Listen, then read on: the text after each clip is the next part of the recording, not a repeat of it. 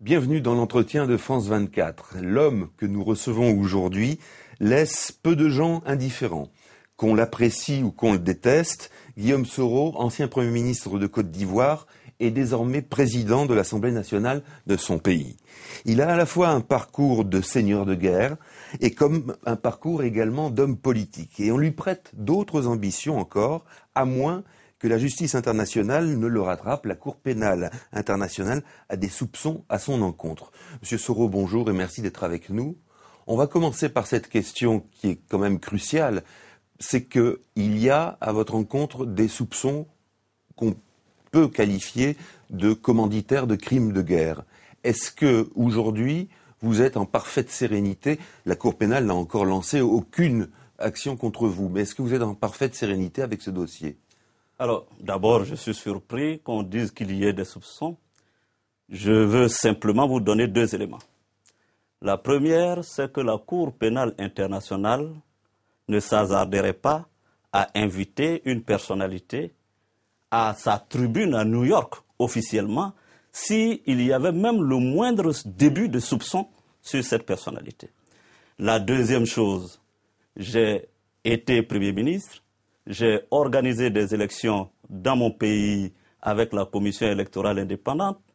J'ai dirigé, en tant que Premier ministre de la Défense, les forces républicaines de Côte d'Ivoire qui ont agi de concert avec la communauté internationale, je dis bien la communauté internationale, en légitime défense, quand le 28 novembre 2010, M. Gbagbo a décidé de s'arc-bouter au pouvoir et de livrer la population ivoirienne aux tueries de ses miliciens. Alors, en ce qui concerne justement la réconciliation en Côte d'Ivoire, où en est-elle? Est-ce que pour vous elle est satisfaisante ou est-ce qu'il y a encore un clivage, une fracture entre les partisans de Laurent Gbagbo et ceux du président actuel? Écoutez, sur cette question, il faut simplement savoir que la réconciliation est une quête permanente pour tout État. 17 ans après au Rwanda, on est encore en train de parler de réconciliation. 17 ans, 20 ans après en Afrique du Sud, on continue de parler de réconciliation. Donc n'imaginez pas la réconciliation venir en Côte d'Ivoire comme par coup de baguette magique. Mais ceci dit, nous avons doté la Côte d'Ivoire d'instruments pour faire sa réconciliation. Il y a une commission dialogue, vérité et réconciliation qui existe, calquée sur le modèle de l'Afrique du Sud, qui travaille. Nous avons pu faire des élections législatives sur l'ensemble du territoire. Aucune portion de notre territoire n'a été exempte d'élections. C'est déjà des signes que la réconciliation va son chemin dans notre pays. Alors, dans ce cas-là, comment expliquez-vous qu'il y ait encore autant, j'allais dire de haine, non, mais autant d'animation, autant de sensibilité sur le problème qui est le problème, non, sur le fait que vous avez accédé au pouvoir à partir des armes et que M.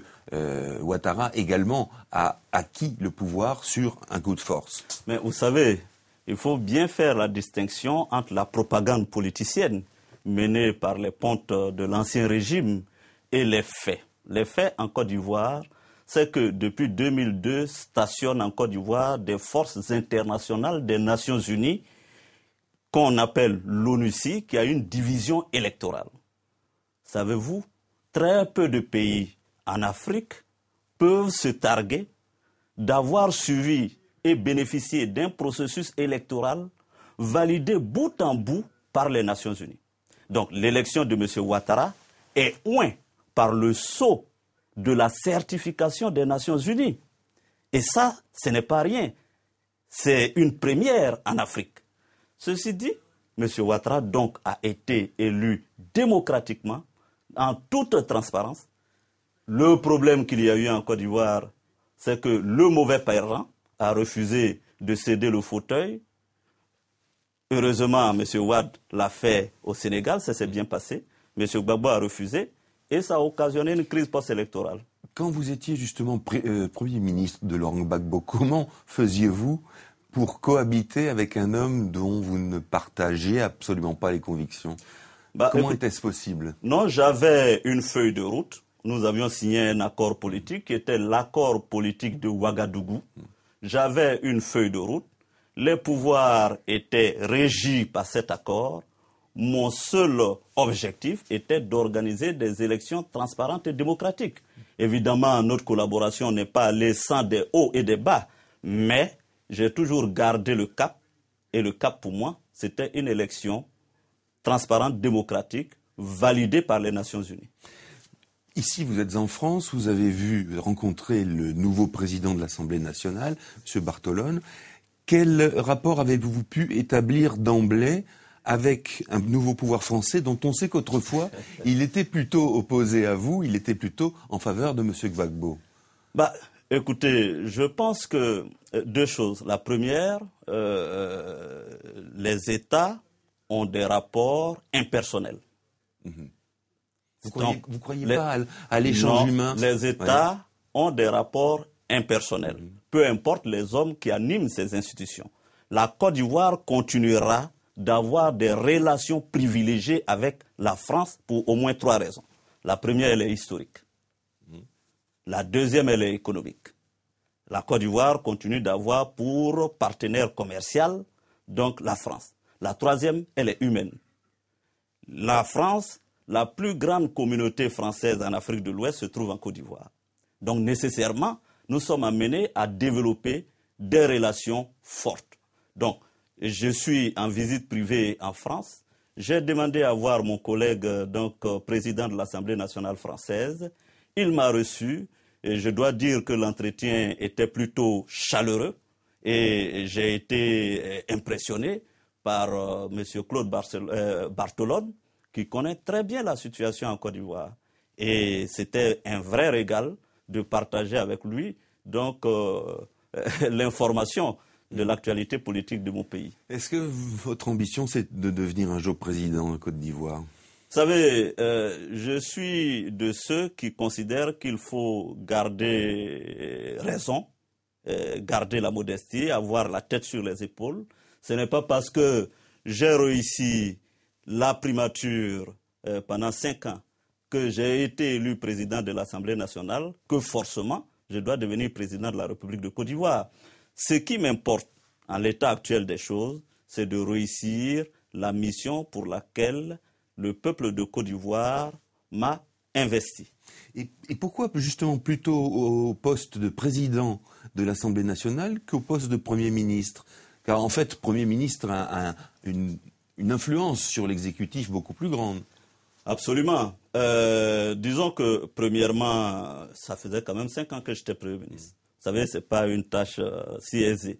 Deuxièmement, il y avait eu un accord politique entre le président de la République, Alassane Dramane Ouattara, et M. Bédié, qui voulait qu'à l'issue de l'élection, le poste de Premier ministre revienne au PDCI-RDA.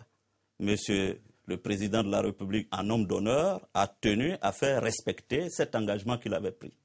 Est-ce que vous voyez pour la Côte d'Ivoire, alors tout à l'heure vous avez expliqué la complexité de la réconciliation, mais sur la remise en route de l'économie ivoirienne, est-ce que les choses vont pour vous assez vite ou bien est-ce qu'elles traînent? Non, je pense que c'est même une performance. Ouais. Ah, ça, je peux vous le dire. Vous savez, quand nous avons pris le pouvoir en avril 2011, le FMI et la Banque mondiale tablaient sur une décroissance économique de 5% en Côte d'Ivoire. D'autres même parlaient de 7%. Nous avons fini à autour de 3-4%.